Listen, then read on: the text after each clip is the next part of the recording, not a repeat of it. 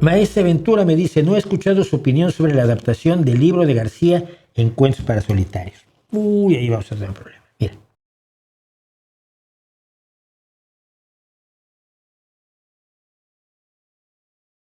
Tengo el problema de que yo conozco muy bien al responsable de la adaptación de Cuentos para Solitarios a la televisión. Lo estás viendo en tu pantalla en este momento, soy yo.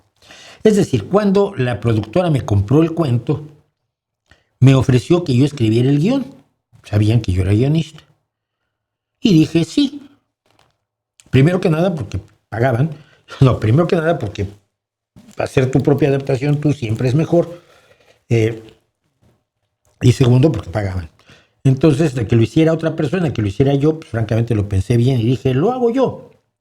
Y entonces, el cuento original, el libro de García, y el guión cinematográfico son míos. Los dos. O sea, que el único responsable soy yo. Y como conocía a Carlos García Gras, que es el director,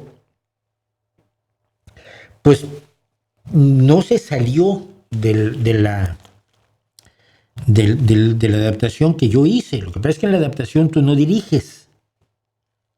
Tú haces el guión, luego el director dirige. Entonces, hay algunas cosas que yo habría hecho distinto. Por ejemplo, García era un tipo pequeñito de gafas, bueno, este es de gafas, pequeñito, bigotón, con una gorrita a cuadros, absolutamente interesante, un ratón de biblioteca.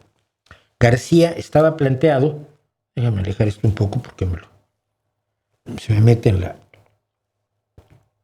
Yo me entiendo. García era un ratón de biblioteca y el actor, que es muy bueno y que me encantó su trabajo, pues no es el ratón de biblioteca que yo me imaginaba.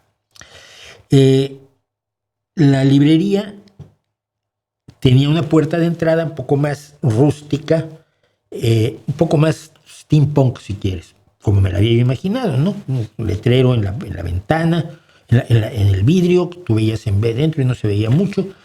Ese tipo de cositas mínimas.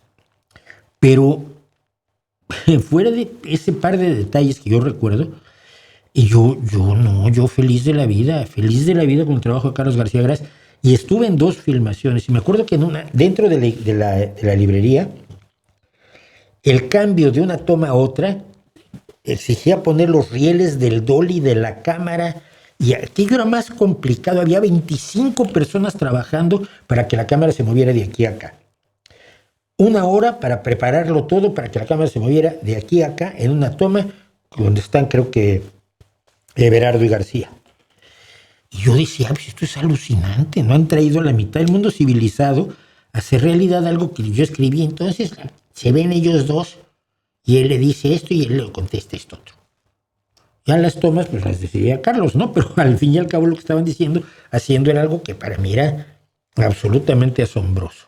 Estuve también en la grabación del departamento de Everardo y su chica al día siguiente. Entonces, la adaptación me parece genial. Yo soy el tío más feliz del mundo de tener ese logro. Y siempre hubiera yo querido llevar más cosas mías al cine. Creo que tengo una literatura bastante cinematográfica. Y porque lo tengo que contar, ya que está otra vez ganando premios, tío, a mí me arruinó, entre las muchas cosas con las que me arruinó Ernesto Zedillo, era el mediometraje que iba yo a hacer con Guillermo el Toro. Yo le mandaba mis libros a Guillermo el Toro y él me mandaba casetes con sus cosas, cuando hizo ¿cómo se llama? Su primera gran película, con aquel reloj araña. No me acuerdo cómo se llamaba. No me acuerdo cómo se llama la gente, menos las películas. Y entonces él había leído un cuento mío, el otro cuento premiado que tengo, que se llama Leyenda a las puertas de una sala del Museo de Arte Moderno. Los que me dieron el premio le cambiaron el nombre al tatuaje. Y después que me dieron el premio, le regresé yo el nombre a Leyenda a las puertas de una sala del Museo de Arte Moderno. Y es una historia de un señor que tiene una librería de viejo, pero además es tatuador. Artista del tatuaje se llamaba, así mismo. Y al que le llega un personaje un hombre enormemente gordo, enormemente blanco, casi rosadito, con una piel absolutamente de porcelana, pidiéndole un tatuaje. Y lo que este tipo ve es como cuando Miguel Ángel ve la Capilla Sixtina y dice: aquí puedo plasmar mi obra maestra en este hombre redondo y de piel perfectísima, ¿no? Entonces se desarrolla una relación entre los dos tipos enormemente tóxica, mientras él va desarrollando su gran mural, cuando después él convence al gordo, que está desarrollando su gran mural en su cuerpo, pero su cuerpo va cambiando y de pronto come más y entonces se estira un delfín. ¡Oh, cómo esto no puede pasar!, dice el tatuador. Y las cosas acaban muy mal. Y la leyó Guillermo del Toro y me habla un día: vamos a hacer un mediometraje del...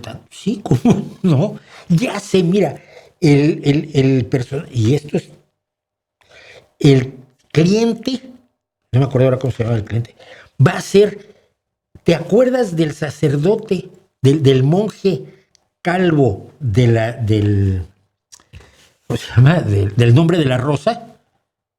Al que matan, sí, me acuerdo de él, un tipo, un actor italiano. Él va a ser, voy a llamarlo. Yo decía: bueno, pues así son los directores de cine, tú dices que sí, y eres feliz. Y en ese momento fue la crisis económica que nos organizó Ernesto Zedillo del Ponce de León y su madre. Y ni mediometraje ni nada. Y en ese momento a Francis Ford Coppola, que ya había visto los trabajos de Guillermo del Toro, le dijo: ¿no te quieres venir a Hollywood a hacer unas cosas conmigo? No había colgado el teléfono de Francis Ford Coppola cuando ya estaba Guillermo del Toro con las maletas allí. Sí, señor, ¿qué hacemos? Se fue para allá y nuestra historia del mediometraje se fue al cuerno. Nunca volví a tener contacto con Guillermo del Toro y ahora pues él es uno de los grandes personajes del cine mundial y yo sigo siendo un don nadie, pero feliz de serlo. Esa es la historia de el libro de García y de la leyenda a las puertas de una sala del Museo de Arte Moderno.